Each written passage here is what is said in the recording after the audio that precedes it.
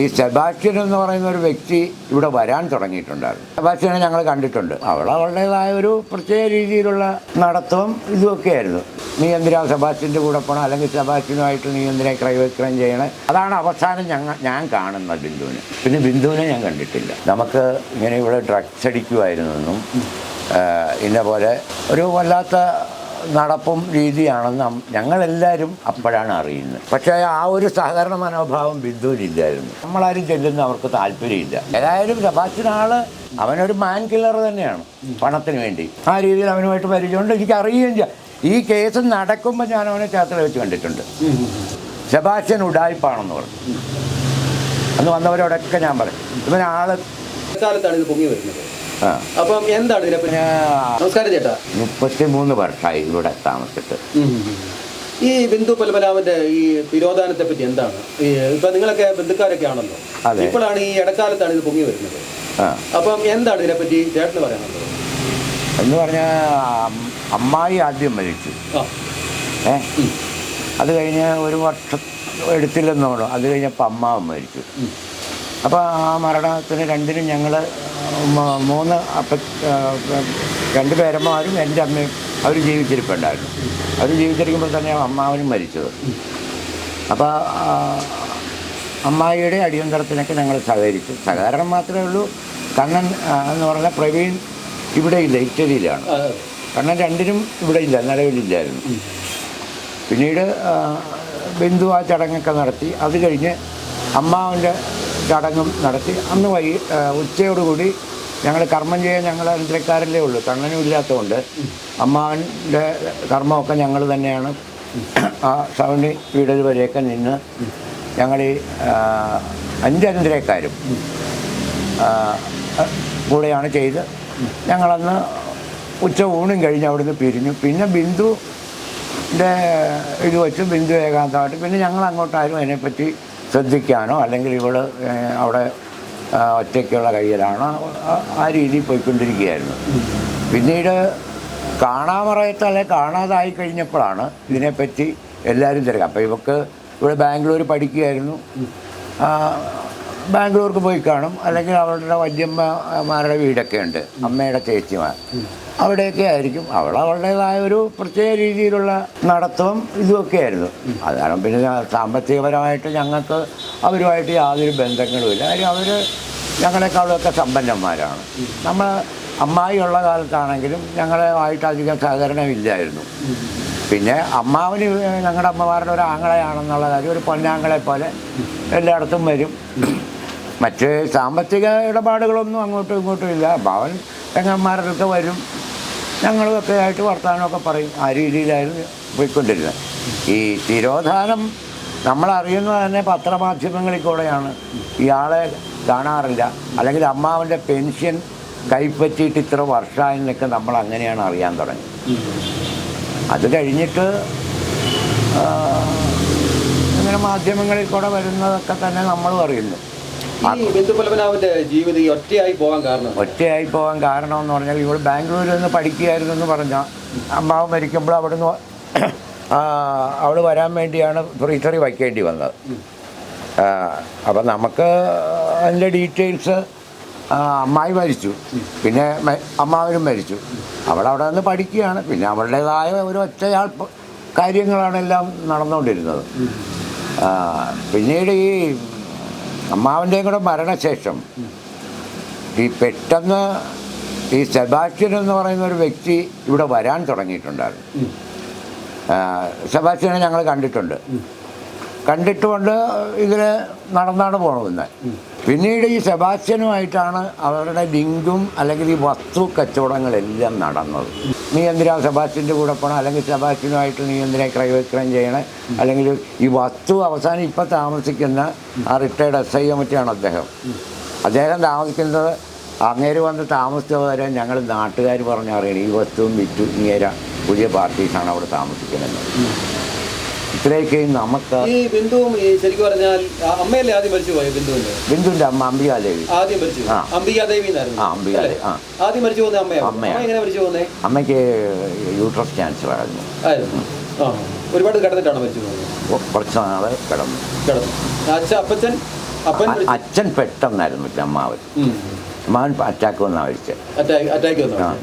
ഞങ്ങൾ പേരമ്മയുടെ വീട്ടിൽ വെച്ചാണ് ഉണ്ടായത്. ആശുപത്രിയിൽ കൊണ്ടുപോകണ വഴി റെയിൽവേ ഗേറ്റിൻ്റെ അവിടെ അപ്പോഴേക്കും ആൾ മരിച്ചു പോയത്. അങ്ങനെയാണ് ഞങ്ങൾ ഇവിടുന്ന് അവിടെ കൊണ്ട് എത്തിച്ചത്. എന്നിട്ടാണ് ഇവിടെ മറ്റുള്ളവർ മുഖാന്തരമാണ് ഇവളുടെ നമ്പരൊക്കെ കിട്ടി ഇവിടെ വിളിച്ച് പറഞ്ഞു ഫ്രീസറിൽ വെച്ചിട്ട് പിറ്റേ ദിവസം 10-10:30 ആയപ്പോഴോ മറ്റാണ് ദഹിപ്പിച്ചത്. പിന്നെ ഇവളായിരുന്നു ഇവിടെ വന്ന് ബാക്കി കാര്യങ്ങൾക്കെല്ലാം മുൻപന്തി എടുത്ത് ചെയ്തുകൊണ്ടിരുന്നു അടിയന്തരം വരെ. അത് കഴിഞ്ഞിട്ട് ഞങ്ങൾ ആരും തമ്മിൽ ഈ അമ്മമാർ തമ്മിലോ അല്ലെങ്കിൽ ഞങ്ങൾ മറ്റവരന്മാർ തമ്മിലോ ആരുമായിട്ട് പിന്നെ ഏതോ ഒരു പ്രാവശ്യം അതും പറയാം സാറ്, എൻ്റെ അമ്മ പകലിവിടെ വന്നിരിക്കുമായിരുന്നു. സന്ധ്യയാകുമ്പോൾ ഞാനവിടെ കൊണ്ടാക്കും. അമ്മ ചേട്ടൻ്റെ കുടുംബത്താണ്. ഇവിടെ കിടക്കാനൊക്കെ സൗകര്യക്കുറവ്. അമ്മയ്ക്ക് ഇടയ്ക്കിടയ്ക്ക് രാത്രി എണീറ്റ് മൂത്രമൊഴിക്കാൻ പുറത്ത് പോകണം. ഞങ്ങൾക്ക് 2 മുറികളുണ്ട്. അപ്പോൾ വൈകിട്ട് അമ്മയെ കൊണ്ട് ഞാൻ അവിടെ ആക്കും. അങ്ങനെ ഒരു ദിവസം അമ്മ ഇവിടെ ഉച്ചയ്ക്ക് ഇരിക്കുമ്പം ബിന്ദു കിഴക്കുന്ന് നടന്നു വന്ന് അപ്പച്ചീന്നും പറഞ്ഞു രണ്ടുപേരും കൂടെ ഇവിടെ ഇരുന്നു. ബിന്ദു ഉൾപ്പെടെ അമ്മയ്ക്കും ചോറ് കൊടുത്തു ഉണ്ടിട്ട് അമ്മയെ വിളിച്ചുകൊണ്ട് അതാണ് അവസാനം ഞാൻ കാണുന്നത് ബിന്ദുവിനെ. പിന്നെ ബിന്ദുവിനെ ഞാൻ കണ്ടിട്ടില്ല.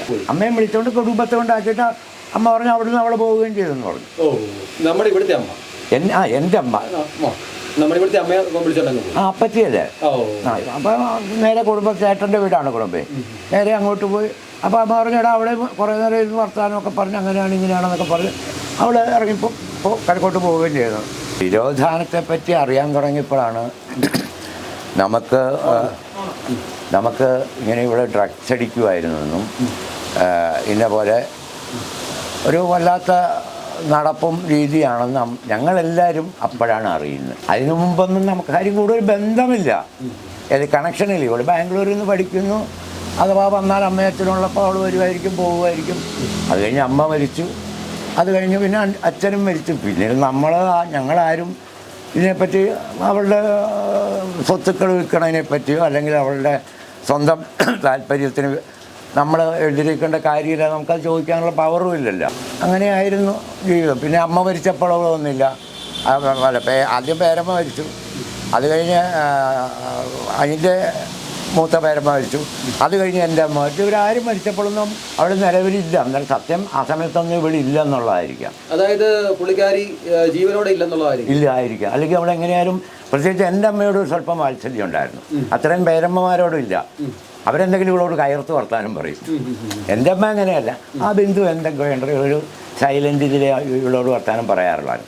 പക്ഷെ അമ്മ മരിച്ചപ്പോൾ പോലും അച്ഛൻ മരിച്ചപ്പോഴോ വന്നില്ല. അച്ഛൻ 2003 മരിച്ചു. അമ്മ 2014 മരിച്ചിട്ടും അവൾ വന്നില്ല. അതുപോലെ അതിനു മുമ്പ് 2 പേരമ്മമാർ മരിച്ചപ്പോഴും അവൾ ഇല്ല. അവൾ നിലവിലുണ്ടെങ്കിൽ യഥാർത്ഥത്തിൽ വരേണ്ടതാണ്. ഇല്ലേ സാറേ? അപ്പം പിന്നീടാണ് ഇതിനെപ്പറ്റി ഇത് റൈസ് ചെയ്ത് ഈ തിരോധാനത്തെപ്പറ്റി സംശയം വരാൻ തുടങ്ങി. വിഷയം പ്രവീൺ എന്ന് പറയുന്ന ഇവിടെ വന്നായിരുന്നു. എൻ്റെ അടുക്ക വന്നായിരുന്നു. 2 പ്രാവശ്യം വന്നായിരുന്നു. ഞാനുമായിട്ട് അവൻ വക്കീലിൻ്റെ അടുക്കലൊക്കെ ഞങ്ങൾ ഇതിനെപ്പറ്റി സംസാരിക്കാൻ പോയതാണ്. അപ്പം ഒരു വക്കീലുമായിട്ടാണ് വന്നത് കേട്ടോ. ഹൈക്കോടതിയിൽ ഒരു അഡ്വക്കേറ്റുമായിട്ടാണ് അവൻ വന്ന് എന്നെ വിളിച്ചുകൊണ്ട് ഒരാളുമായിട്ട് ഞങ്ങൾ സംസാരിച്ചതാണ് ഇക്കാര്യം. അപ്പോഴും എന്നോട് മൊട്ടൻ ചേട്ടൻ, എൻ്റെ പേര് ശശികുമാറാണെങ്കിൽ മൊട്ടൻ ചേട്ടൻ എന്ന് അറിയപ്പെടുന്നത്. ഇവിടെ എല്ലാവരും അങ്ങനെ അറിയുള്ളൂ. ബിന്ദുവിൻ്റെ പണത്തെ സംബന്ധിച്ച് പറയാനാണെങ്കിൽ കുടുംബസ്വത്ത് പപ്പുമാവന് ഞങ്ങളുടെ അമ്മമാരെക്കാളും കൂടെ സ്വല്പം കൂടുതലുണ്ട്. അമ്മമ്മയുടെ ഒരു ഓഹരി കൂടെ അമ്മാവന് കൊടുത്തു. ഒരു അമ്മങ്ങനെ ഉള്ളായിരുന്നുകൊണ്ട് അപ്പോൾ ഞങ്ങൾക്ക് ബാക്കി 4 പേർക്കും ഉള്ളതിനേക്കാൾ ഒരു കുറച്ച് കൂടുതൽ അമ്മമ്മയുടെ ഓഹരിയുടെ നല്ലൊരു ഭാഗം അമ്മാവന് കൊടുത്തു. ഇഷ്ടദാനായിട്ട് മകനല്ലേ. അപ്പം അമ്മാവൻ ആ സ്വത്തുക്കൾ അത്രയുണ്ട്. അതുകൂടാണ്ട് അമ്മാവൻ കുറച്ച് സ്വത്തുക്കളും സ്വന്തമായിട്ട് മേടിച്ചിട്ടുണ്ടായിരുന്നു. അത് ഏതൊക്കെ അമ്മായിയുടെ പേരിലാണ്, ഏതൊക്കെ അമ്മാവൻ്റെ പേരിലാണ്, ഏതൊക്കെ ബിന്ദുവിൻ്റെ പേരിലാണ് ഒന്നും ഞങ്ങൾക്കറിയാൻ മേല. ഈ ബിന്ദു ഒറ്റയ്ക്ക് താമസിക്കുമ്പോൾ ഒരു കുടുംബക്കാരെന്നുള്ള നിലയിൽ എന്തുകൊണ്ട് നിങ്ങൾ അന്വേഷിച്ചില്ല? അവിടെ പോയി അപ്പനും അമ്മയും മരിച്ചു പോയി. പക്ഷേ ആ ഒരു സഹകരണ മനോഭാവം ബിന്ദുവിലില്ലായിരുന്നു. നമ്മളാരും ചെല്ലുന്ന അവർക്ക് താല്പര്യമില്ല. നമ്മൾ എത്തിക്കേറേണ്ട കാര്യമുണ്ടോ സാറേ? ഞങ്ങളീ പറഞ്ഞ അവരുടെ ആസ്തി വെച്ച് ഞങ്ങൾ വളരെ പിന്നിലാണ്. എങ്കിലും ഞങ്ങൾ അന്തസ്സായിട്ട് ജീവിക്കുന്ന എല്ലാവരും അധ്വാനിച്ച് 2 പേർക്ക് ഗവൺമെൻറ് അനുദക്കാർക്ക് 2 പേർക്ക് സർക്കാർ ജീവനക്കാരുണ്ട്. പിന്നെ ബാക്കി അനുശക്തിമാരെയൊക്കെ നല്ല രീതിയിൽ കല്യാണം കഴിച്ചു വിട്ടു. പിന്നെ ഇവരുടെ കാര്യം നമ്മളവിടെ ഈ അടിയന്തരത്തിൻ്റെ അന്ന് വരെ ഞങ്ങളെല്ലാം ഈ പുറമ്പോക്ക് ജനത്തെ പോലെ ഇതും കഴിഞ്ഞ് ഇറങ്ങിപ്പോകുന്നത്. ആ, ഒരു പരിഗണനയും നമുക്കില്ല. ബിന്ദുവിൻ്റെ നേതൃത്വത്തിലാണ് ബിന്ദുവിൻ്റെയും അയൽവക്കത്തെ കാര്യം ബിന്ദുവിൻ്റെ സഹപാഠികളെയും ആ രീതിയിലുള്ളവരുമായിട്ടായിരുന്നു ആ കർമ്മം നടന്ന്.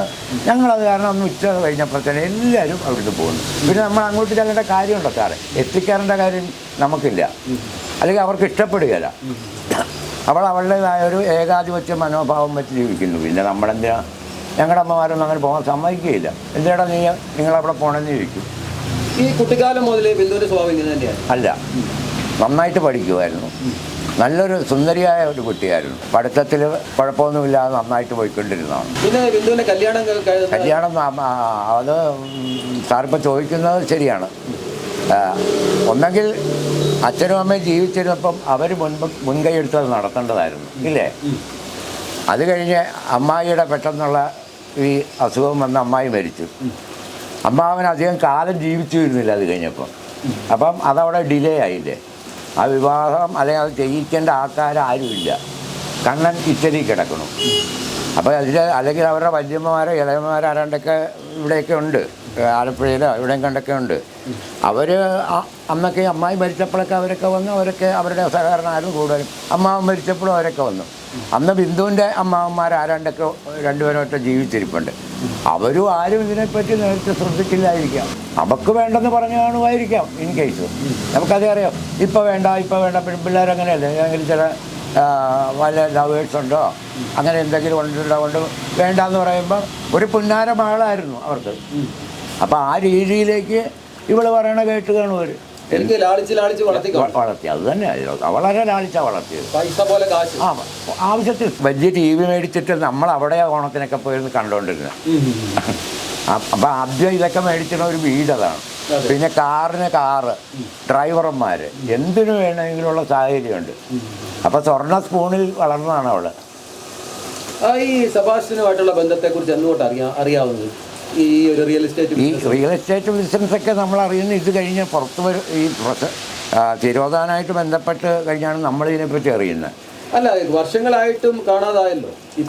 ഇപ്പം ഈ തിരോധാനത്തെ പറ്റി ആങ്ങളെ കൊണ്ട് പരാതി കൊടുത്തു കഴിഞ്ഞാൽ നിങ്ങളുടെ ഭാഗത്തുനിന്ന് ഒരു എന്തുകൊണ്ടാന്നുള്ളൊരു സംസാരമൊന്നും ഉണ്ടായില്ല. അല്ല, സംസാരം ഉണ്ടായി.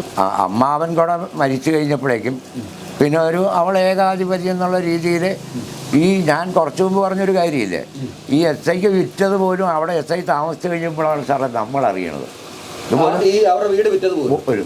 അന്നേരമാണ് ഇങ്ങനെ അവിടെ പുതിയ പൊറുതിക്കാർ എസ് ഐ മേടിച്ചു എന്നറിയുന്നത് വരെ നമ്മൾ ഇതാര് മുഖാന്തരം, ഇവിടെ ഏത് ഏജൻ്റാണ് ഇതിനുണ്ടായിരുന്നത്, അല്ല ആരായിരുന്നു ഈ ഇതിനെപ്പറ്റി ക്ലിയറായിട്ട് അറിയാവുന്നത്. അതുപോലെ തന്നെ അംബികാദേവിയുടെ പ്രൈവറ്റ് വെൽത്തായിരുന്നു, ഇത് മാത്രം കടമില്ലാതെ കിടന്ന വസ്തുവായിരുന്നു എന്നൊക്കെ നമ്മൾ ഇത് കഴിഞ്ഞല്ലേ അറിയണത്. അതുകൊണ്ടാണല്ലോ അവർക്കത് വിറ്റിട്ട് പോകാൻ പറ്റിയത്, ഇല്ലേ? ഇതറിയണമെങ്കിൽ ഒന്നെങ്കിൽ ഒരു ആധാര എഴുത്തുകാരൻ അറിഞ്ഞിരിക്കണം, അല്ലെങ്കിൽ ഇവിടെ ആരെങ്കിലും വസ്തു ഇടപാട് ഏജൻ്റ് ഉണ്ട്, അവർ മുഖാന്തരമല്ലേ ഇത് കടമില്ലാതെ കിടക്കുന്ന വസ്തുവാണെന്ന് അറിയാൻ പറ്റുള്ളൂ. നമ്മൾ ചോദിക്കണ ഒരൊറ്റ കാര്യതേ ഉള്ളൂ, ഏതെങ്കിലും ഒരു ഏജന്റ് അവിടെ ഉണ്ട്, ആ ഏജന്റ് മുഖാന്തരമല്ലാതെ ഈ വസ്തുവിന് കടമില്ല. ഇത് അംബികാദേവിയുടെ പ്രൈവറ്റ് പ്രോപ്പർട്ടി, അംബികാദേവിയുടെ പേരിലുള്ളതാണ്. അപ്പൻ്റെ കുടുംബ വിഹിതമാണ് അപ്പൻ കൊടുത്ത, പറഞ്ഞു മനസ്സിലായ, അമ്മാവന് കൊടുത്തത്. അപ്പം അതറിയാവുന്ന ഒരു ഏജന്റ് ഇവിടെ ഉണ്ടായിരിക്കണമല്ലോ.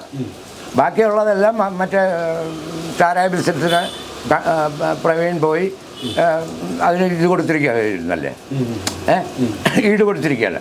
അപ്പം ഈ ഇല്ലാത്ത വസ്തുക്കൾ യഥാർത്ഥത്തിൽ അറിയാവുന്ന ഇവിടെ ആരെങ്കിലും ഒരു ഏജന്റ് ഉണ്ടായിരിക്കണോ അല്ലേ അതിന്? ആണോ? ശരിയല്ലേ ഞാൻ പറഞ്ഞത്?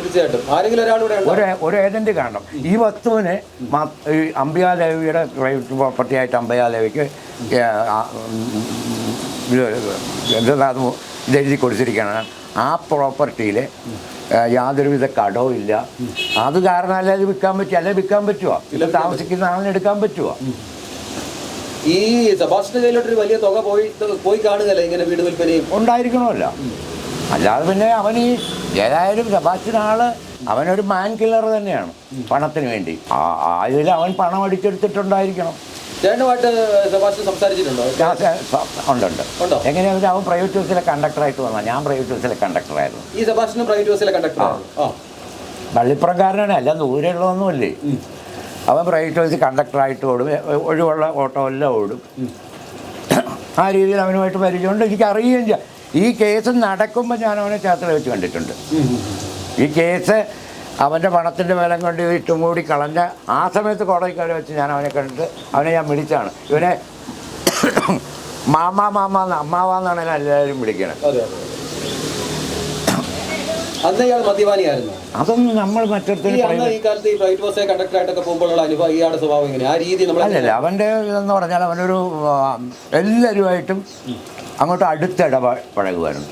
ഇപ്പം സ്റ്റാഫല്ലേ, നമ്മളെല്ലാവരും ഓരോരുത്തരും ഓരോ വണ്ടിയിലല്ലേ ഓടണതാണ്. അപ്പം ആ ഒരു കണക്ഷൻ എല്ലാവരുമായിട്ടുണ്ടല്ലോ. എന്നെ കാണുകയാണെങ്കിൽ ശശി, ഞാൻ എറണാകുളം വണ്ടിയിലാണ് അവസാനം ഓടിയത്. ചേർത്തല എറണാകുളം കലൂര് വണ്ടിയിലാണ് ഓടിയത്. അപ്പം ഇവൻ അരുവിക്കുറ്റി വണ്ടികളോടും ഇടയ്ക്ക് എറണാകുളം വണ്ടി ഒഴിവ് കിട്ടുമ്പോൾ വരും. അപ്പോൾ ആ ഒരു കാണാറുണ്ട്.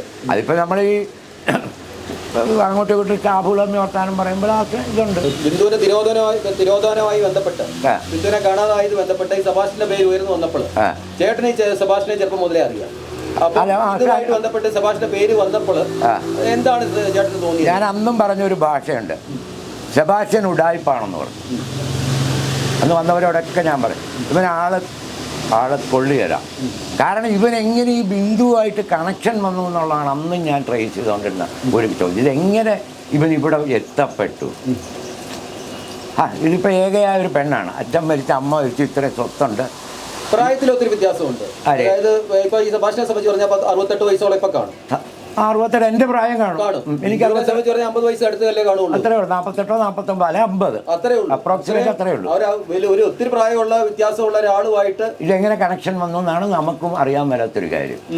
ഇതെങ്ങനെ ഈ സെബാസ്റ്റ്യൻ ഇവിടെ ഈ എന്താ പറയുക, ഞങ്ങളുടെ ഈ പറഞ്ഞ പീഡിക്കപ്പറമ്പ് അല്ലെങ്കിൽ ബിന്ദു താമസിക്കുന്ന ആ കണക്ഷൻ എങ്ങനെ വന്നു? അപ്പം ബിന്ദുവിനെ ഏതെങ്കിലും ഒരു വസ്തു ഏജൻറ്റ് ആയിട്ട് ഇവൻ ബന്ധപ്പെടുത്തി കാണും ഒന്നെങ്കിൽ, അല്ലെങ്കിൽ ഇവിടെ ഒരു ഏജൻ്റ് ഉണ്ടായിരുന്നു. അല്ലാതെ ഒന്നും സെബാസ്റ്റ്യൻ ഇങ്ങനെ വരാം. കാര്യം ഇവൻ വസ്തു ഏജൻ്റാണെന്ന് ഈ തിരോധാനമായിട്ട് ബന്ധപ്പെട്ടപ്പോഴാണ് ഞാൻ അറിയുന്നത്. ഇവൻ്റെ കണ്ടക്ടറായിട്ട് സ്റ്റാൻഡ് വന്നിട്ടുണ്ട്, ഞങ്ങൾ മിണ്ടിയിട്ടുണ്ട്, ഇല്ലെന്നൊന്നും. കാര്യം നമ്മൾ കാണണം ഇങ്ങനെ ഉള്ള ആളാണെന്ന് നമുക്കറിയാൻ പറ്റുമോ സാറേ? അല്ല, ബിന്ദുവിന്റെ ബന്ധുവാന്നുള്ള രീതിയിൽ ഒരുപാട് അടുപ്പം കാണിച്ചിട്ടുണ്ട്. അന്നൊന്നും ബിന്ദുവിനെയും കണ്ടിട്ടില്ലല്ലോ. ഇല്ല, അന്ന് വർക്ക് ചെയ്തോണ്ടിരുന്നപ്പോൾ സ്റ്റാൻഡ് ഞാൻ 2003 അച്ഛൻ മരിച്ചപ്പോൾ ഞാൻ ബാഗ് താഴെ വെച്ചു. അന്നേരമൊക്കെ ബിന്ദു ജീവിച്ചിരിപ്പുണ്ടല്ലോ. അന്നേരം പിന്നെ നമ്മളന്ന് ആ വഴിയെ ബിന്ദു ബാംഗ്ലൂരായിരിക്കും. പിന്നീട് ഞാൻ സ്റ്റാൻഡിൽ ആ പണി എടുത്തിട്ടില്ല. പിന്നെ നമ്മൾ ഈ അമ്മാവൻ മരിച്ചു കഴിഞ്ഞിട്ട് കുറച്ച് നാൾ കഴിഞ്ഞിട്ട് ഈ ബിന്ദുവായിട്ട് ഇവൻ ഇങ്ങനെ സെബാസ്റ്റ്യൻ ഇവിടെ വരുന്നുണ്ട്, പലരും പറഞ്ഞു കേട്ടിട്ടുണ്ട്. നമുക്ക് ഈ കണക്ഷൻ എങ്ങനെ ഈ കണക്ഷൻ ഉണ്ടായെന്നുള്ളത് നമുക്കറിയാൻ വരും. അല്ല, വന്ന് പോവല്ലേ ഇത് രാത്രി കാലങ്ങളിൽ ഇവിടെ താമസിച്ചിട്ടുണ്ടെന്ന് പറയുന്നു. അത് നമുക്കറിയാൻ പറ്റിയല്ലോ. ഒരു സ്ത്രീ ഒറ്റയ്ക്ക് താമസിക്കുന്ന ഒരു വീടാണ്. ചുറ്റുവട്ടത്തുള്ളവരും അറിയുന്നു, ബന്ധുക്കാർ ഇവിടെ താമസിക്കുന്നു. എന്തുകൊണ്ട് നമ്മൾ ഇതിനെപ്പറ്റി ചോദ്യം ചെയ്യുന്നത്? നമ്മളറിയുന്നില്ലല്ലോ. അവരുടെ വീട് അവിടെ അല്ല കിടക്കണേ. നമ്മൾ നമ്മുടേതായ ജോലിക്ക് ഇപ്പം എൻ്റെ ചേട്ടൻ KSRTC കണ്ടക്ടറായിരുന്നു. പുള്ളിക്ക് പുള്ളിയുടേതായ കാര്യങ്ങളുണ്ട്. ഇവിടുത്തെ പരമയുടെ എന്ന് പറഞ്ഞാൽ പുള്ളി ഹോസ്പിറ്റലൊക്കെ പരിശോധിക്കുക. മറ്റൊരു ചേട്ടൻ സെക്യൂരിറ്റി പണിക്ക് പോകണം, വേറൊരാൾ ആലപ്പുഴ കയർ ഡിപ്പോയിൽ പോകണം. ഇവർക്ക് എല്ലാം അവരവരുടേതായ പണിക്ക് അവരവർ പോയിക്കൊണ്ടിരിക്കണം. എല്ലാവരെയും കല്യാണം കഴിച്ചു വിട്ടു, അത് മകനാണ്.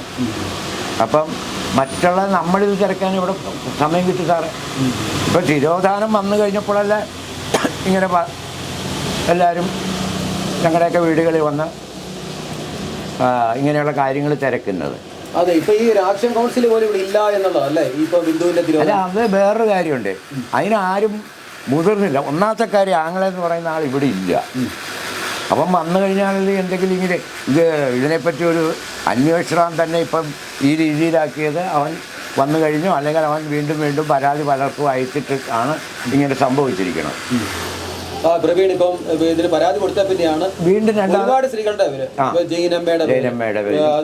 റീഅന്വേഷണം വരാൻ കാര്യം ഇത് ഒന്നെങ്കിൽ അവൻ്റെ സാമ്പത്തിക ബലം കൊണ്ട് ഈ അന്വേഷണം നിന്നു പോയതാണ്. ഇവിടെ എത്ര പ്രാവശ്യം ക്രൈംബ്രാഞ്ച് എൻ്റെ അടുക്ക് വന്നെന്നറിയാം. ഓരോ കാര്യങ്ങൾ ഇതിനെപ്പറ്റി ഡീറ്റെയിൽസ് ചോദിച്ചു. അവരുടെ ഫയലിൽ കിടപ്പുണ്ടത് മുഴുവൻ. ഒരു 3 മാസം മുമ്പും വന്നിരുന്നു. അപ്പോൾ ഒരു ശശികുമാർ പറഞ്ഞതെല്ലാം ഫയലിലുണ്ട്. വീണ്ടും ഞങ്ങൾ ഇതിൻ്റെ പിന്നിൽ നിന്ന് ഇതുവരെ പോയിട്ടില്ല എന്ന് പറഞ്ഞു. അപ്പം ഞങ്ങൾ പറഞ്ഞത് നല്ലൊരു കാര്യം, ഏതായാലും ആൾ ജീവിച്ചിരിപ്പില്ല എങ്കിൽ ഇതിൻ്റെ കുറ്റവാളികളെ കണ്ടുപിടിച്ച് യഥാർത്ഥ നിയമത്തിൻ്റെ മുമ്പിൽ എത്തിക്കാൻ നമ്മളെ കൊണ്ട് സഹായം ചെയ്യാവുന്ന മുൻപ് നടന്ന കാര്യങ്ങൾ ഇപ്പം നിലവിലുള്ള കാര്യങ്ങൾ പറയാം. ഇതെല്ലാം നടക്കുള്ളൂ നമ്മളെ കൊണ്ട്. ഇത് തന്നെ ഈ സെബാസ്റ്റ്യനുമായിട്ട് ഇപ്പം ഒത്തിരി പേരുടെ പേരെ ഇപ്പം ഉയർന്നു വരുന്നത്. ഇപ്പോഴല്ലേ വരാൻ തുടങ്ങി പേര് വർഷങ്ങൾക്ക് മുമ്പ്. അപ്പം ഇതൊക്കെ ഒരു വാസ്തവമാണെന്ന് സെബാസ്റ്റ്യനെ അറിയാവുന്ന ആളെന്നുള്ള നിലയിൽ, ബിന്ദുവിന്റെ ബന്ധുവല്ല. അല്ല, അത് ഞാനിപ്പോഴും ഫസ്റ്റ് ഇൻട്രൊഡ്യൂസ് ചെയ്തല്ല. അവൻ ഉഡായിപ്പിൻ്റെ രാജാവാണെന്നുള്ളത് ശരിയാണ്.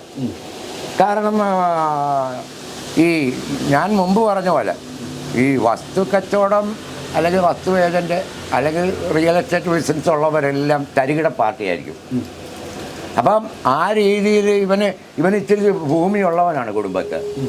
അപ്പം അവൻ്റെ പശ്ചാത്തലം ഇച്ചിരി മോശം പരിശോധിച്ച് കണ്ടുപിടിച്ചു.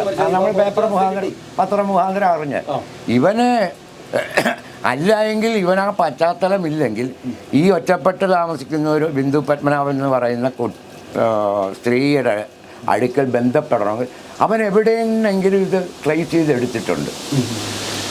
അല്ലാതെ സംഭവിക്കുകയല്ല. ഞാനതാ പറഞ്ഞു, ഇവിടെ ആരെങ്കിലും ഒരു ഏജന്റ് ഉണ്ടായിരിക്കണം. ഇല്ലത്തെ സാറിന് നിങ്ങളെപ്പോലുള്ള നാട്ടുകാർക്ക് അത് മനസ്സിലാക്കാൻ പറ്റത്തില്ല. അതെന്ന് പറഞ്ഞത് എപ്പോഴാണ് അറിയുന്നത് സാറേ? തിരോധാനമായിട്ട് ബന്ധപ്പെട്ട് വസ്തു ആരുടെ വിൽക്കണമെന്ന് നമ്മൾ ചെന്ന് വിൽക്കാൻ പറ്റും. ഒരുപാട് പേര് ഞാനൊരു കാര്യം പറയട്ടെ. ഇപ്പം ഇവിടുത്തെ വസ്തു വിൽക്കുന്നു, അവളുടെ സ്വന്തം ഇഷ്ടപ്രകാരം വിൽക്കാൻ പോണ വസ്തുവിന് ഞങ്ങൾ മറ്റവന്മാർ ചെന്നിട്ട് ഇത് നിനക്ക് വിൽക്കാൻ പറ്റിയെന്ന് നമുക്ക് പറയാൻ പറ്റുമോ? ഇല്ലെന്ന് തോന്നുന്നു സാർ. കാര്യം വിവാഹം കഴിക്കാത്തൊരു പെണ്ണാണ്, അവരുടെ സ്വകാര്യതയാണ്. ഒരാൾ ഇത്തരം സമ്പന്ന കുടുംബത്തിൽ ജനിച്ച് അച്ഛനും അമ്മയും വെച്ച് അവർക്ക് ഇഷ്ടമുള്ള പോലെ ചെയ്യാം. അവിടെ നമുക്ക് പോയി എതിർക്കാൻ കാര്യം ഞങ്ങൾ അമ്മാവൻ്റെ അനന്തരക്കാരാണ്. അമ്മമാർക്ക് പറയാൻ സ്വാതന്ത്ര്യം ഇല്ലല്ലോ. ഉണ്ടോ ഞങ്ങളുടെ അമ്മമാർക്ക്? ഇല്ല. ഈ ഒരു പൈസയുടെ ഒരു സഹായം നിങ്ങൾക്ക് ചെയ്യല. നേരത്തെ അപ്പന്റെ പെൻഷൻ കിട്ടുന്നുണ്ട്. അതിലൊന്നും ആരും ഞങ്ങൾക്കാർക്കും അതെ കുടുംബത്തിൽ എല്ലാവർക്കും സ്വത്തുണ്ട്. ആവശ്യത്തിന് ഒരുപാട് ബുദ്ധിമുട്ട് നിൽക്കുമ്പോൾ നിങ്ങൾക്ക് ഒരു സാമ്പത്തിക സഹായമോ അല്ലെങ്കിൽ അങ്ങനെയുള്ള ഇതൊന്നും ഞങ്ങൾ ആഗ്രഹിക്കുകയില്ല. ഞങ്ങൾക്ക് അതിനോട് താല്പര്യമില്ലായിരുന്നു. എന്നാൽ അറിഞ്ഞു കേട്ട് നമ്മളെ എന്നാ അവളിവിടെ പപ്പ മരിച്ചു കഴിഞ്ഞ് ഇപ്പം 2 പ്രാവശ്യമൊക്കെ ഇവിടെ വന്നിട്ടുണ്ട്. ഒന്ന് പിന്നെ അമ്മയെ കൊണ്ടുപോകാൻ. അന്നേരമൊക്കെ ഇവിടെ വന്ന് അവളുടെ നാത്തൂനല്ലേ എൻ്റെ ഭാര്യ, അവളുമായിട്ടൊക്കെ വർത്തമാനമൊക്കെ പറഞ്ഞിട്ടാണ് പോണത്. അധികം നേരം നിൽക്കില്ല, ആളവിടെ പോകും. ഈ ഞാൻ ഈ പറഞ്ഞല്ലോ സാറേ, ഈ മയക്കുമരുന്ന് അവൾ ഉപയോഗിക്കുന്ന മദ്യപിക്കുമെന്ന് ഇതൊക്കെ അറിയണം. ഈ തിരോധാനം കഴിഞ്ഞ് അതിനെപ്പറ്റി ഈ അറൈസ് ചെയ്ത് പൊങ്ങി വന്നപ്പോഴാണ് നമ്മൾ ഇങ്ങനെ ഇഞ്ചക്ഷൻ ചെയ്യും അല്ലെങ്കിൽ മയക്കുമരുന്ന് ഉപയോഗിക്കും എന്നൊക്കെ നമ്മൾ അറിയുന്നത്. ഞങ്ങളെല്ലാവരും അറിയുന്നത്. ഞാൻ മാത്രമല്ല, എൻ്റെ ജ്യേഷ്ഠന്മാരെല്ലാവരും. അല്ല, ഇപ്പോൾ ഒരുപാട് റിയൽ എസ്റ്റേറ്റ് സെബാസ്റ്റ്യനുമായി ബന്ധപ്പെട്ട ഒരുപാട് കൂട്ടുകാരികളുടെ പേര് വന്നു വരുന്നുണ്ട്. ഫ്രാങ്കിളിന്റെ പേര് പറയുന്നുണ്ട്. അതുപോലെ തന്നെ ഒരു പൊന്നപ്പൻ്റെ പേര് വരുന്നുണ്ട്. സോഡാ പൊന്നപ്പൻ്റെ പേര് വരുന്നുണ്ട്. സോഡാ പൊന്നപ്പൻ സോഡാ കച്ചവടമായിരുന്നു. അത് കഴിഞ്ഞ് പുള്ളി പയ്യന്നൂർ ഈ വസ്തു സംബന്ധമായ ഇടപാടുകൾക്ക് തുനിയാൻ തുടങ്ങി. അപ്പോൾ അവർക്കൊക്കെ അറിയാൻ പറ്റുമായിരിക്കും. ശശികല ഏതാണെന്നൊന്നും ശശികല ഏതാണെന്ന് ഇതുവരെ ഇന്ന് ഞാൻ ഒരാളോട് ചോദിച്ചായിരുന്നു സാറേ, ഈ ശശികല ഏതാണെന്ന്. അവരും പറയണം ഞങ്ങൾക്കും അറിയാൻ പറ്റും. നമ്മൾ എങ്ങനെ നോക്കിയിട്ട് ഈ ശശികല ഞാൻ ഇന്നും ഒരാളോട് ചോദിച്ചു സാറേ. അപ്പോഴും അവർ പുള്ളി പറയണം അറിയാം, ഞങ്ങൾക്ക് ആർക്കും പിടി കിട്ടുന്നത്. അല്ല, ശശികലയുടെ ഒരു വോയിസ് ക്ലിപ്പ് ആണല്ലോ ഇപ്പം ഈ സോഡാ പൊന്നപ്പൻ ശശികലയ്ക്ക് സംസാരിച്ച വോയിസ് ക്ലിപ്പ് അവർ റെക്കോർഡ് ചെയ്ത് സൂക്ഷിച്ചു. അവരെന്താ നേരത്തെ ഇത് ചെയ്യാൻ? ഈ ബിന്ദു പത്മനാഭൻ്റെ തിരോധാനം ഇന്നലെയും തുടങ്ങിയല്ലോ. ഇപ്പോൾ വർഷം എത്രയായി സാറേ? ഇത് 2025 25 തീരാകുമ്പോൾ. അപ്പോൾ ഇത്രയും കാലയളവിനുള്ളിൽ അവരെന്തുകൊണ്ട് ഇങ്ങനെ ഒരു ഇത് നടന്നിട്ടുണ്ടെന്ന് അവർ പറയാൻ എന്തായിരുന്നു? അതൊരു ചോദ്യത്തിനല്ലേ. ഇത്രയും കാലം ഇപ്പോഴവരത് പുറത്തേക്ക് വിടുന്ന കാര്യം എന്താണ്? അപ്പോൾ അവർക്കിതിലെന്തായിരുന്നു ഇടപാട്? അല്ലെങ്കിൽ അവർക്കിതെങ്ങനെ നേരത്തെ ഇതറിയായിരുന്നു എന്ന് അവർ പറയുന്നു? ഇതൊക്കെ ഒരു ചോദ്യത്തിനല്ലേ. അല്ല, അവർ നേരത്തെ ക്രൈംബ്രാഞ്ചിൽ കൊഞ്ച് കൊടുത്തിട്ടുണ്ടാകും എന്നൊക്കെ പറയാനൊക്കത്തില്ലല്ലോ. അല്ല, അങ്ങനെ കൊടുത്തിട്ടുണ്ടായിരുന്നെങ്കിൽ ഈ എൻ്റെ ഇടയ്ക്ക് ഇപ്പം 4 പ്രാവശ്യം ക്രൈം ബ്രാഞ്ച് അവരാരും അവരുടെ വായിൽ നിന്ന് ഇത് വീണിട്ടില്ലല്ലോ, പേപ്പറിൽ ഇത് വന്നിട്ടില്ലല്ലോ ഇന്ന് വരെ. ഉണ്ടോ? ഇപ്പോഴല്ലേ ശശികലയുടെ പേര് വരുന്നത്. ശശികലയുടെ ഈ പൊന്നപ്പൻ്റെയൊക്കെ പേര് ഇപ്പോഴല്ലേ വരാൻ തുടങ്ങിയത്. പൊന്നപ്പൻ കണ്ടകല അമ്പലത്തിലേക്ക് പോണ വഴിക്കാണ് പൊന്നപ്പൻ്റെ വീട്. അതിൽ അങ്ങനത്തെ എനിക്കറിയാം. അവസാനമായിട്ട് എപ്പോഴാണ് കണ്ടത് ബിന്ദു പത്മനാഭനെ? ഞാൻ പറഞ്ഞില്ലേ, ഒന്നെങ്കിൽ എൻ്റെ ഓർമ്മ ശരിയാണെങ്കിൽ ഒരു 2006 കഴിഞ്ഞാണെന്ന് തോന്നുന്നു. അമ്മ ഇവിടെ വന്നു, ഞാൻ പറഞ്ഞില്ലേ അമ്മ ഇവിടുന്ന് കൂട്ടിക്കൊണ്ട്, അതാണ് ഞാൻ അവസാനമായിട്ട് കണ്ടത്. അമ്മയും കണ്ടത് അതൊക്കെ തന്നെ. അത് കഴിഞ്ഞ് അമ്മ മരിച്ചു പോയല്ല. പിന്നീട് ഞങ്ങൾ ആരും കണ്ടിട്ടില്ല. അവിടെ വീണ്ടും പോവുകയും ചെയ്തു. അപ്പം ഞങ്ങളുടെ കാരണം തന്നെ ഇവിടെ ബാംഗ്ലൂർ പോയി. അതൊക്കെ കഴിഞ്ഞിട്ടാണ് ഈ വിൽപ്പന അറിയുന്നത്, ഈ കുടുംബം. 2006 ശേഷമാണോ? 2006 ശേഷമാണോ ആയിരിക്കണം എൻ്റെ ഓർമ്മ ഇതാണെങ്കിൽ. അതിപ്പം സാധനം ഈ അവരെന്ന് മേടിച്ചെന്ന് അവരോട് ഏറ്റവും എളുപ്പത്തിലുള്ള മാർഗ്ഗം, അവർ ആര് മുഖാന്തരം മേടിച്ചു ഈ വസ്തു, എന്ന് മേടിച്ചെന്ന് അവർക്കറിയാലോ, കറക്റ്റ് ഡേറ്റ് അവർക്കറിയാലോ. അവർ പറഞ്ഞല്ലേ പറ്റുള്ളൂ. ഏത് വലിയ പോലീസാണെന്ന് പറഞ്ഞിട്ട് കാര്യമില്ലല്ലോ. അവരിത് പറഞ്ഞാൽ ഇത് ആര് മുഖാന്തരം ഇടപാട് ചെയ്ത് ബിന്ദു ആയിട്ട് എഗ്രിമെൻ്റ് എഴുതി ഈ വീട് മേടിച്ചു, അത് എന്ന് ഏത് കാലയളവിൽ മേടിച്ച് അവരോട് ചെറിയ കാര്യം കറക്റ്റ് അറിയാൻ പറ്റിയല്ലോ. നമ്മൾ അതെന്തുകൊണ്ട് അതിനെപ്പറ്റി തിരക്കിയില്ല അല്ലെങ്കിൽ അത് ചോദിച്ചില്ല എന്ന് പറയാനുള്ള കാരണം എന്ന് പറഞ്ഞാൽ, മറ്റുള്ളവർ അല്ലെങ്കിൽ സമൂഹം വിചാരിക്കും നമുക്ക് അതിൻ്റെ പ്രത്യേക നമ്മുടെ സ്വന്തം നേട്ടത്തിന് വേണ്ടിയിട്ടാണ് നീ എന്തിനായത് വിറ്റെന്നൊക്കെ തിരക്കുമ്പോൾ, അങ്ങനെ അവർക്ക് കാര്യം നമ്മളുമായിട്ട് സഹകരണം ഇല്ലാത്തൊരു പാർട്ടി, അങ്ങനെ നമുക്ക് ഒരു ചോദ്യചിഹ്നം പോയിട്ട് ഒന്ന് ആജ്ഞാപിക്കുകയോ അല്ലെങ്കിൽ അനുസരിപ്പിക്കുകയോ ചെയ്യാൻ പറ്റുമോ സാറേ? അതുകൊണ്ട് ഞങ്ങളാരും അതിനെപ്പറ്റി തിരക്കാൻ പോയില്ല. നമുക്ക് തിരക്കേണ്ട കാര്യമില്ല, നമുക്ക് ആരുടെയും ഒന്നും വേണ്ട തന്നും. അല്ലെങ്കിൽ പറയും നമ്മൾ ലാഭേച്ഛയ്ക്ക് വേണ്ടിയിട്ടാണ് ഇത് തിരക്കാൻ പോയെന്ന് പറയും. അതുകൊണ്ട് നമ്മളതുകൊണ്ട് ആരും തിരക്കില്ല. ഇപ്പം ഞാനുള്ളൊരു വിളയതാണ്. ചേട്ടന്മാരും ആരും അവർ അവളുടെ ഇഷ്ടപ്രകാരം അവളുടെ സ്വത്ത് വിറ്റു, അവളെന്ത് വേണമെന്ന് വെച്ചാൽ നമുക്കത് തിരക്കേണ്ട കാര്യമില്ല. അതാണ് അതിൻ്റെ യഥാർത്ഥ ന്യായം. അല്ല, ബിന്ദുവിന്റെ തിരോധാനം ഇപ്പൊ ഒരു കൊലപാതകം എന്നുള്ള രീതിയിലേക്ക് വന്നുകൊണ്ടിരിക്കുക അല്ലേ? അങ്ങനെ ചേട്ടൻ വിശ്വസിക്കുന്നുണ്ടോ കൊലപാതകമാണ് ആണെന്നാണ് നമ്മുടെ ഒരു നിഗമനം. കാര്യം ഇത്രയും കാലം കാണാതായതുകൊണ്ട്. അപ്പോൾ പോരായിട്ട് ഇപ്പം ഈ ഒരു സെബാസ്റ്റ്യനുമായിട്ടുള്ള അടുപ്പവും അതുപോലെ തന്നെ വസ്തു വിൽപ്പനയും, അതുപോലെ സെബാസ്റ്റ്യൻ്റെ ഇപ്പം ഇങ്ങനെയുള്ള സ്ത്രീ സംബന്ധമായി ഇങ്ങനെ ഒരു കൊലപാതകം നടത്തിയതായിട്ട് കംപ്ലീറ്റ് എൻക്വയറിയും കാര്യങ്ങളും നടന്നുകൊണ്ടിരിക്കുന്ന ഒരു സമയത്ത് അങ്ങനെ തോന്നാതിരിക്കാൻ കാരണമില്ല. അപ്പോൾ ഇപ്പൊ ഈ ഒരു സാഹചര്യത്തിൽ തീർച്ചയായിട്ടും ആ ഏജന്റ് ആരാണെന്നുള്ള അന്വേഷണം നമുക്ക് വേണ്ടതല്ലേ? ശരിക്കും പറയുകയാണെങ്കിൽ അത് വേണമല്ലോ. ഈ അമ്മയുടെ വസ്തുവിൽ കിടന്ന അമ്മയുടെ വീതമായിട്ട് കിടന്ന വസ്തു സ്വതന്ത്രമായിട്ട് വിൽത്ത് ഇടനിലക്കാരനായിട്ട് നിന്ന് ആരാന്ന് തിരക്കേണ്ട. അന്ന് തന്നെ ഞാനും പറഞ്ഞു, അന്ന് തൊട്ട് പറയുന്ന ഒരു കാര്യം അതാണ്. ഇവിടെ വരുന്നവരോടല്ലേ നമുക്ക് പറയാൻ പറ്റുള്ളൂ. ഇപ്പം ഞാൻ സാറിനോട് പറഞ്ഞല്ലോ, ഇപ്പം ആ വസ്തു മേടിച്ച എസ് ഐ സാറിനോട് ഏത് കാലയളവിൽ മേടിച്ചു, ആര് മുഖാന്തരം മേടിച്ചു, ആരാണ് ഇടനിലക്കാരൻ ചോദിക്കുക. ഇത് നേരിട്ട് അദ്ദേഹത്തിനോട് ചോദിക്കുക. അദ്ദേഹത്തിന് പറയാതിരിക്കാൻ പറ്റിയല്ല. കാര്യം പോരായിട്ട് ആധാരം ഇരിപ്പില്ലേ, കൈ ആധാരത്തിനുണ്ടല്ലോ മേടിച്ച ഡേറ്റ് ഇല്ലേ? അപ്പം പിന്നെ ഇനി അത് രജിസ്റ്റർ ചെയ്തപ്പം ആര് മുഖാന്തരം ചെയ്തു എന്നുള്ളത് അതിനെപ്പറ്റി അറിയാൻ പറ്റുമല്ലോ, ഇല്ലേ? തീർച്ചയായിട്ടും. അപ്പം പിന്നെ ഇത് കൂടുതൽ വളവ് തിരിയേണ്ട ആവശ്യമില്ലല്ലോ. അല്ല, ഇതിന് സെബാസ്റ്റ്യൻ തന്നെ ആയിരിക്കുമല്ലോ ഇടനിലക്കാരനായിട്ട് നിന്നിരിക്കുന്നത്. സെബാസ്റ്റ്യൻ നേരിട്ട് എങ്ങനെ ഇവിടെ ഈ വസ്തു അംബികാദേവിയുടെ പേരിലുള്ള ഭൂമി ബിന്ദുവിനെ ഇഷ്ടമുള്ള രീതിയിൽ അത് വിൽക്കുകയോ എന്ത് ക്രയവിക്രയം ചെയ്യാമെന്ന് അറിയാവുന്നവരാരെങ്കിലും ഇവിടെ കാണുമല്ലോ. ഈ ബാക്കി മുഴുവൻ മറ്റേ ചാരായ ബിസിനസ്സിന് വേണ്ടിയിട്ട് സോളൻസിക്ക് വെച്ചു. ഇത് ഇന്ന ഭൂമികളിൽ വച്ചിട്ടില്ല എന്ന് അറിയാവുന്ന ഒരാൾ കാണുമല്ലോ സാറേ. ഏറെ അമ്മാവനും അമ്മായിയും മരിച്ചു കഴിഞ്ഞിട്ടല്ലേ സെബാസ്റ്റ്യന് ഇവിടെ കണക്ഷൻ വരുന്നത്, അല്ലേ? അപ്പം ഇവിടെ ഒരാൾ ആരെങ്കിലും ഒരു ഏജന്റ് ഉണ്ടായിരിക്കണം. ഇങ്ങനെ ഈ വസ്തുവിൽ മാത്രം ഇന്ന വസ്തുവിൽ മാത്രം കടമില്ലാതെ കിടപ്പുണ്ട്, അത് ബിന്ദുവിൻ്റെ പേര് അമ്മായിയുടെ പേരിലുള്ളതാണ്, അത് അംബികാദേവിയുടെ പേരിലുള്ളതാണ്, അതുകൊണ്ട് അവർക്ക് ഇഷ്ടമുള്ള പോലെ ബിന്ദുവിന് ചെയ്യാം എന്നുള്ളത് അറിയാവുന്ന ആരെങ്കിലും കാണുക എന്നാണ് എൻ്റെ ഒരു നിഗമനം. ശരിയല്ലേ? തീർച്ചയായിട്ടും. അതാണ് ഇപ്പം അങ്ങനെ ഒരു അന്വേഷണത്തിലേക്ക് പോകുന്നത് നല്ലതായിരിക്കും. കാരണം എന്തായാലും ആ വീട് വിൽപ്പനയ്ക്ക് ഒരാൾ ഇവിടെ തന്നെ ഇത്ര കറക്റ്റായിട്ട് നാട്ടിൽ തന്നെ ഒരാളോ ഒരു ഏജന്റ് ഉണ്ടായിരിക്കുമെന്ന് ഞാൻ പറയുന്നുള്ളൂ. ഞാൻ അന്നും ഇന്നും ഇപ്പം സാർ വന്നപ്പോഴും പറയുന്നത് ഒരേ കാര്യം തന്നെയാണ്. അത് ഒന്ന് അന്വേഷിക്കുക, ട്രേസ് ചെയ്യുക. അത് ഈ പൊന്നപ്പൻ ആണ് മുഖാന്തരമെങ്കിൽ പൊന്നപ്പനുമായിട്ട് ചോദ്യം ചെയ്യണം. അപ്പോൾ റിയൽ എസ്റ്റേറ്റ് ആളുടെ ആളാണ്.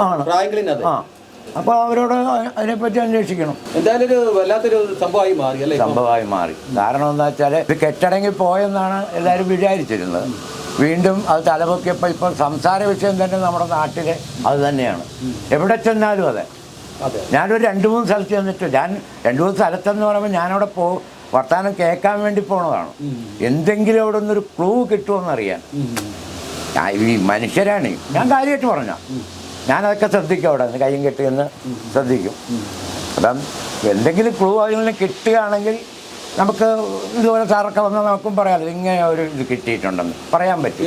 ഇപ്പം ഇത് ഇവിടെ ഒരു സംസാര വിഷയമാണ്. അവനൊന്നും സമ്മതിക്കണില്ലല്ലോ. ഇത്രയും ഫോഴ്സ് ഈ രീതിയിലൊക്കെ ശരിക്കും ഒരു ഭീകരൻ തന്നെയല്ലേ ഈ സെബാസ്റ്റ്യൻ എന്ന് പറയുന്ന ആള്. അയാൾ തന്നെ ചെയ്തായിട്ട് നമുക്ക് ഒരിക്കലും പറയാൻ പറ്റില്ല. കാണും അത് ഒരു കൂട്ടാളിയോ മറ്റോ തിരുവനന്തപുരം ഏതാണ്ട് ഓട്ടോറിക്ഷ ഓടിക്കൊണ്ടിരുന്ന മനോജോ എന്ന് പറയുന്ന ഒരാളെ ആത്മഹത്യ ചെയ്യുകയും ചെയ്തില്ലേ? അന്നും ഇത് അന്വേഷിച്ചില്ല. അവൻ എന്തുകൊണ്ട് ആത്മഹത്യ ചെയ്തു, ആരും വരെ. അന്നൊക്കെ അവൻ്റെ പണത്തിൻ്റെ പുറത്ത് ഇത് കെട്ടടങ്ങിപ്പോയാൽ.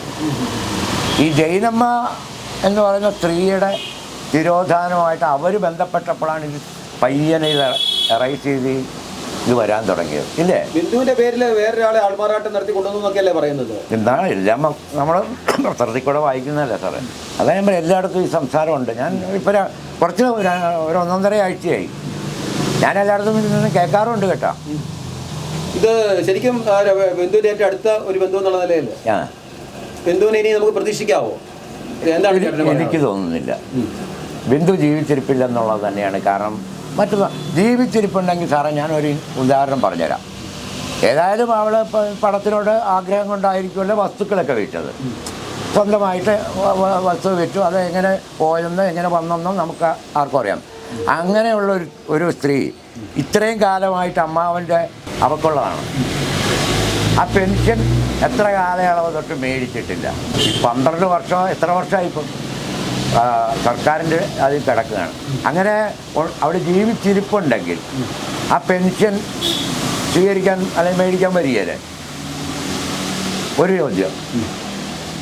അല്ലെങ്കിൽ എന്നെങ്കിലും നമ്മുടെ നാട്ടിലേക്ക് ഈ അപ്പച്ചിമാരുടെ മക്കളെങ്കിലും ഉണ്ടെന്ന് പറഞ്ഞിട്ട് എന്നെങ്കിലും അവിടെ ഇനി എത്ര ഇതായിട്ട് ഡ്രഗ്സ് കിഴങ്ങിയാലും ശരി എൻ്റെ മച്ചൂനന്മാരും അല്ലെങ്കിൽ എൻ്റെ ചേച്ചിമാരും ഒക്കെ ഉണ്ട് നാട്ടിൽ. വരേണ്ടതല്ലേ?